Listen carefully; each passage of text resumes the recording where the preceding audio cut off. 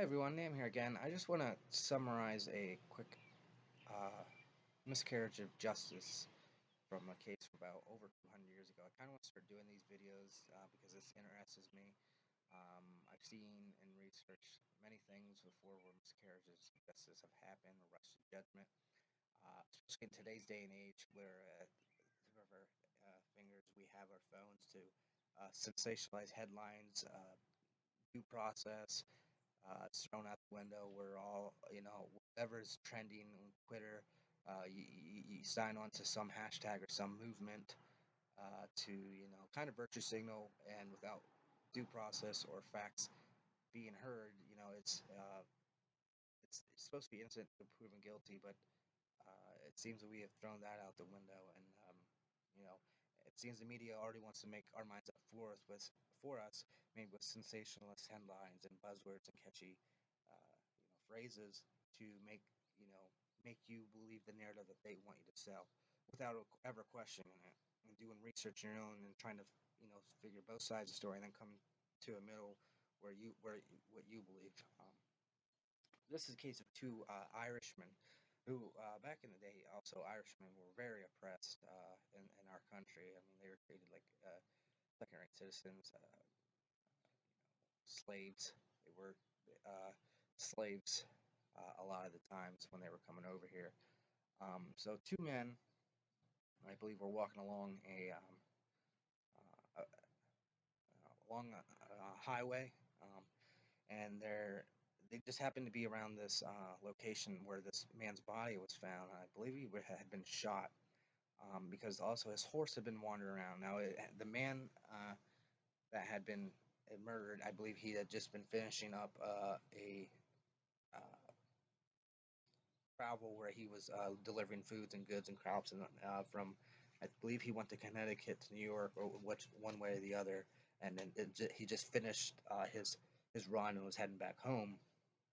And there was really no like direct evidence linking these two to the crime, other than the fact that they happened to be in the area of where the body was. So I mean, I don't really like. No one was ever really even able to identify the two Irishmen as the killers. And I believe people who had seen uh, the people who had done it, or who they believed done it, they could only see them from like they didn't get a really good look at them.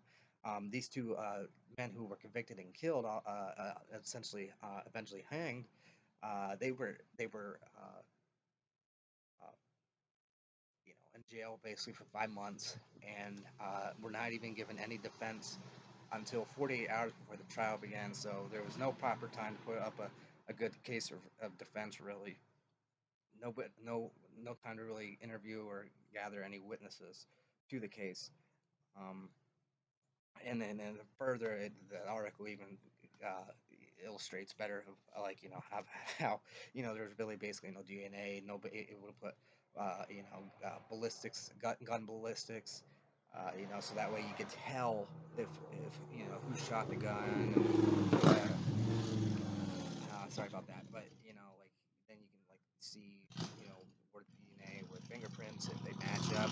So none of that was taking place. It was all just basically kind of hearsay evidence that convicted these men, and a lot of hearsay still happens. And I'd like to get a case to you about that that happened within the past 10 years. Eventually, one day, it will be a case that actually surprised you.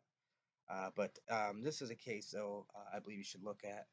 Uh, Dominic Daley and James Halligan, and it was the trial. It started in 1806, and I believe, yep, the man name was named Marcus Line, uh, and yes, he was a farmer from Connecticut making his way home from upstate New York. So he was probably on a business trip delivering, because he had also had sales slips too.